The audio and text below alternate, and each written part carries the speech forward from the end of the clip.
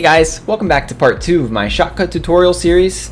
If you haven't seen the first video and this is your first time using Shotcut or you're unfamiliar with the software, I'm going to put a link in the top right hand corner of this video if you want to check that one out first. It does a better job of explaining the basics of the first steps for editing, so definitely check that one out first if you're not familiar. This is going to be more of a look at filters and some different things you can do with video after you already know how to do your basic edits.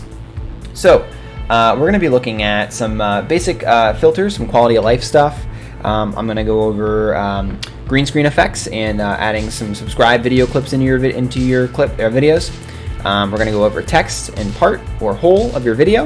And finally, I'm going to go over how to add the blur effect to blur out parts or entire screens of your video. That's what you want.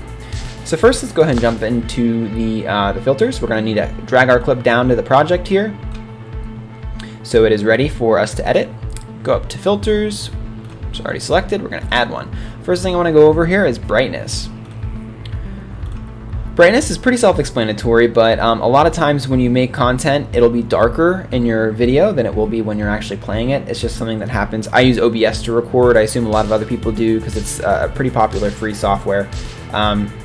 But if you use OBS, sometimes your footage can be darker than it is actually when you're playing the game or recording the footage. So brightness in here is a great way to kind of salvage your footage. You can actually turn something like as dark as this is 100%, you can really brighten it up. And you do lose some definition and some color and stuff like that, but it can absolutely turn a piece of footage into something that you can't see what's going on, into something that you can actually see what's happening and really, you know, make it a lot more visible. So that's a good one to kind of have in your tool belt and know that it's available. So that's brightness. Second thing I want to go over is adding this subscribe clip to your videos. So first thing, we want to have a second video track open down here, which if you don't know how to do that, you just right click on this bar and you click add video track, and that'll add the separate video track. So you need a stock footage button of a subscribe button with a green screen effect in the background. So this is what it looks like default out the box. I'll put a link in the description for you to download this one.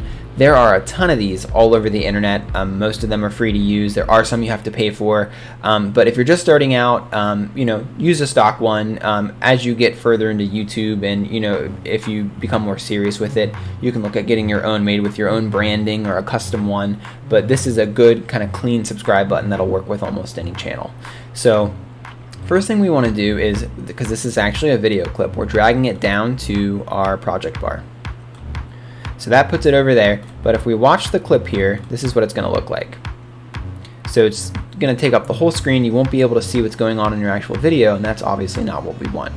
So Shotcut is pretty smart about how it handles this.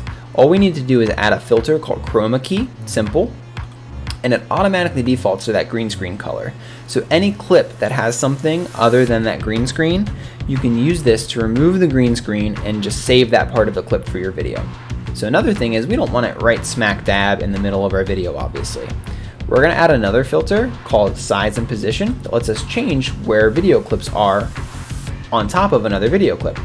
So we can go ahead, and I like to use the preset bottom right. Not only does it move it to the right, but it also shrinks the size, which I think is a little still noticeable, but doesn't take up a big portion of your video.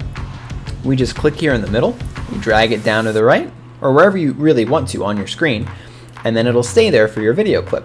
I also like to do a fade out video, and you can also, you know, increase or decrease the length of the clip if you want to make it longer or shorter. So this is what it's going to look like now that we've applied those filters. So we just have a nice subscribe button animation over top of our video. This one doesn't have any audio. There are ones that have like a click sound attached. There's a ton of options out there for you. But this is generally they're going to come with that green screen background, and you can follow these steps to apply them to your video. So that's how you add a subscribe button to your videos for YouTube. Now I want to go over text. So text is something that you can either do two ways in Shotcut.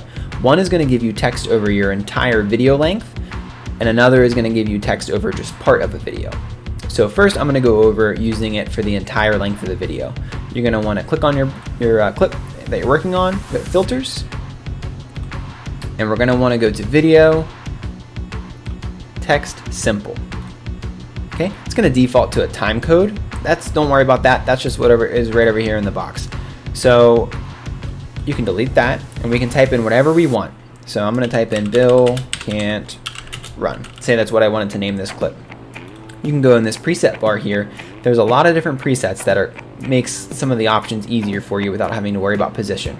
So say I want it in the top left of the screen.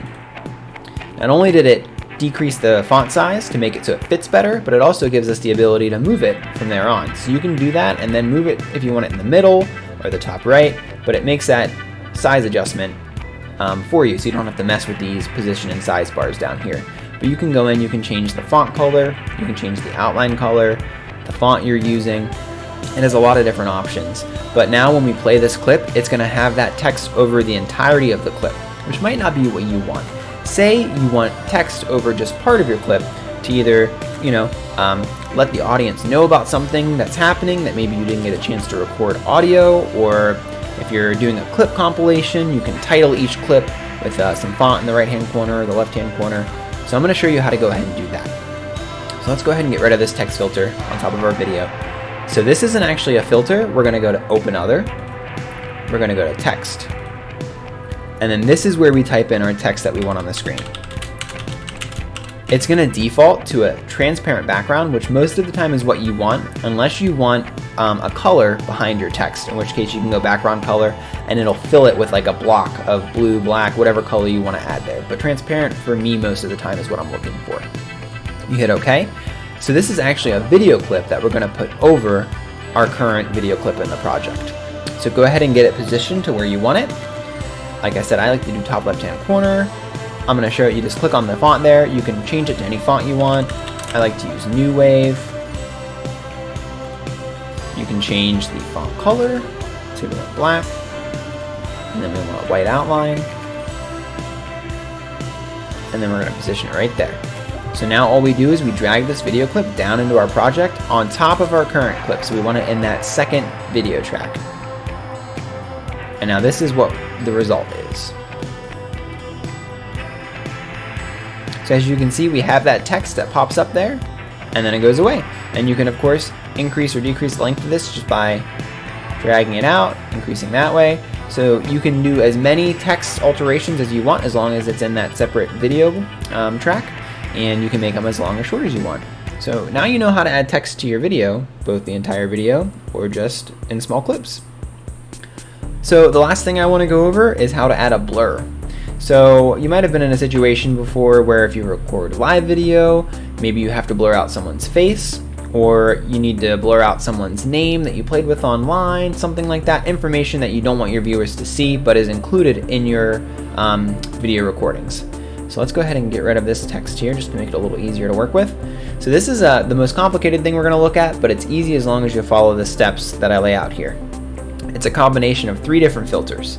So we need to click on our main video clip. We're going to go to Add Filter, and you need to do them in this order too. They're all video. We need to go down to Mask Simple Shape, which is right here. And then we need to add Blur Box. Then we need to add Mask Apply.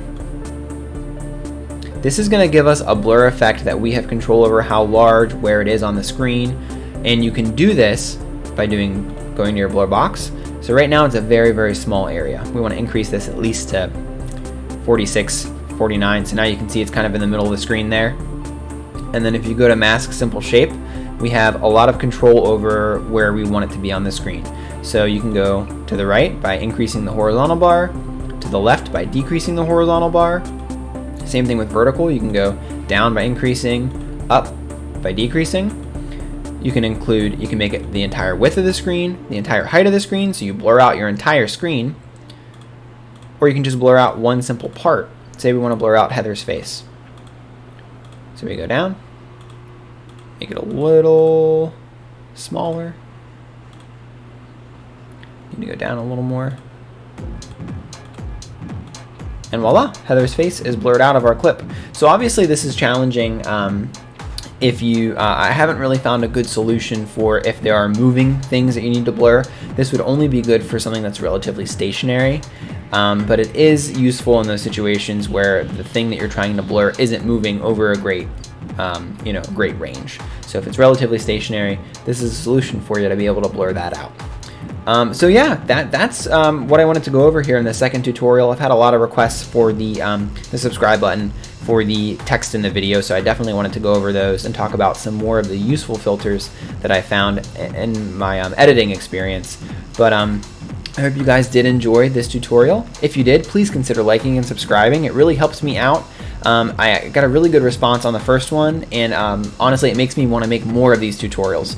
So if you want to see something else in a tutorial, please just drop a comment. Let me know what you want to see. I will do my best to go over it. I'm still learning Shotcut myself. I'm a relatively new YouTuber and new editor, so I'm kind of learning as I go. But if I can share anything to help people out who are really new to the program, I would absolutely love to do that. So I like I said, if there's demand, I will definitely make another one of these. Just let me know you want me to cover. And I hope you guys stick around and I see you in the next video. Or if you want to check out some of my other content, I make gaming content. I cover a wide range of genres. You know, that would be much appreciated as well. But either way, thanks so much for watching, and I'll see you guys in the next video. Bye.